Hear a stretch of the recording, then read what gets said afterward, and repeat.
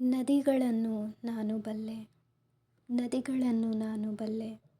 ಮಾನವನ ರಕ್ತನಾಳಗಳಲ್ಲಿನ ಹರಿವು ಪ್ರಾರಂಭವಾಗುವ ಮುನ್ನ ಹರಿದ ನದಿಗಳನ್ನು ನಾನು ಬಲ್ಲೆ. ನನ್ನ ಚೇತನವು ನದಿಗಳಂತೆ ಆಳವಾಗಿ ಬೆಳೆದಿದೆ. ಯೂಫ್ರೆಟಸ್ ಯುವ ನದಿಯಾಗಿದ್ದಾಗಲೇ ಅದರಲ್ಲಿ ಮಿಂದೆದ್ದವ ನಾನು.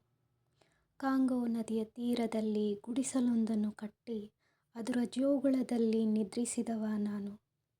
ನೈಲ್ ನದಿಯ ಉದ್ದಕ್ಕಿಂತ ಎತ್ತರದ ಪಿರಮಿಡ್ಗಳನ್ನು ಕಟ್ಟಿದವ ನಾನು.